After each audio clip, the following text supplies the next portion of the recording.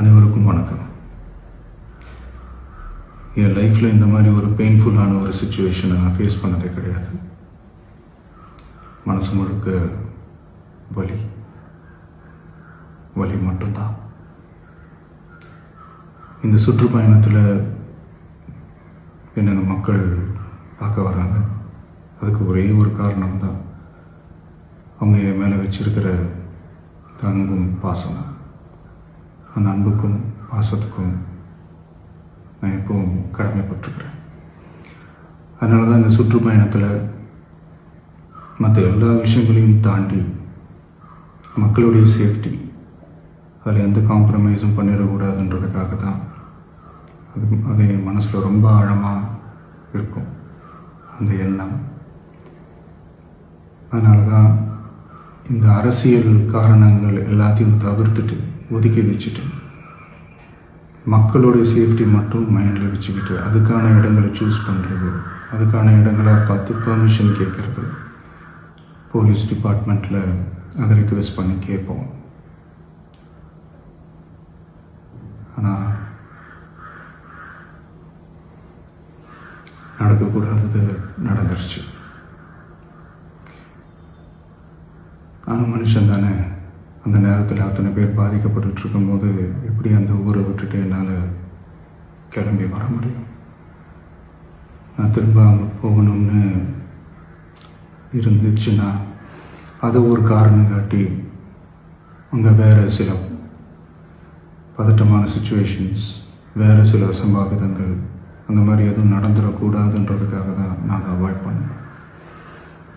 இந்த நேரத்தில் சொந்தங்களை இழந்து தவிக்கிற அத்தனை குடும்பங்களுக்கும் என்னுடைய ஆழ்ந்த இரங்கலை தெரிவிச்சுக்கிறேன். எனக்கு தெரியும், என்ன சொன்னாலும் இது ஈடேயாகாதுன்னு எனக்கு தெரியும்.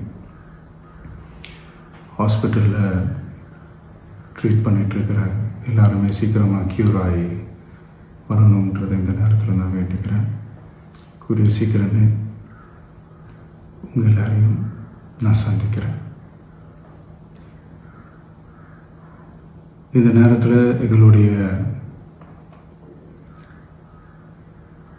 வலிகளை, எங்களுடைய நிலைமையை புரிஞ்சுக்கிட்டு எங்களுக்காக பேசின அரசியல் கட்சிகளை சார்ந்த நண்பர்கள், தலைவர்கள் அனைவருக்கும் என்னுடைய நன்றியை தெரிவிச்சுக்கிறேன். கிட்டத்தட்ட ஒரு 5 மாவட்டத்துக்கு பிரச்சாரத்துக்கு போனோம். இந்த மாதிரி எதுவுமே நடக்கல. ஆனால் கரூரில் மட்டும் ஏன் எப்படி நடக்குது, எப்படி நடக்குது? மக்களுக்கு எல்லா உண்மையும் தெரியும். மக்கள் எல்லாத்தையும் பார்த்துக்கிட்டு இருக்கிறாங்க.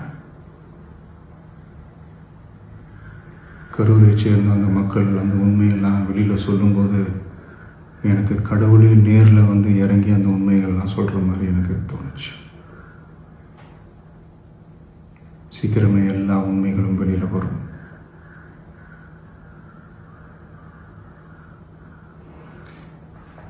எங்களுக்கு தரப்பட்ட இடத்துல நாங்கள் போய் அந்த ஸ்பாட்டில் நின்று நாங்கள் பேசிட்டோம். அதை தாண்டி எந்த தவறும் எங்கள் சைடில் நாங்கள் எதுவுமே செய்யலை. பட் இருந்தாலும் எங்கள் கட்சியை சேர்ந்த நிர்வாகிகள், தோழர்கள் மேலே எஃப்ஐஆர், அது மட்டும் இல்லை சோஷியல் மீடியாவை சேர்ந்த நண்பர்கள், தோழர்கள் அவங்க மேலே எஃப்ஐஆர்லாம் போட்டு இப்போ பிடிச்சிக்கிட்டு இருக்கிறாங்க.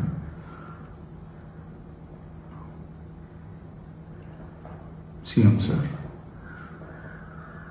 உங்களுக்கு ஏதாவது இந்த பழி வாங்கணும் அப்படின்ற எண்ணம் ஏதாவது இருந்துச்சுன்னா என்ன வேணாலும் பண்ணுங்க. அவங்க மேலே கை வைக்காதீங்க. நான் ஒன்று வீட்டில் இருப்பேன், இல்லை நான் ஆஃபீஸில் இருப்பேன். என்ன வேணாலும் செய்யுங்க. நண்பர்களே, தோழர்களே, நம்மளோட அரசியல் பயணம் இன்னும் ஸ்ட்ராங்காக, இன்னும் தைரியத்தோட கண்டினியூ ஆகும்.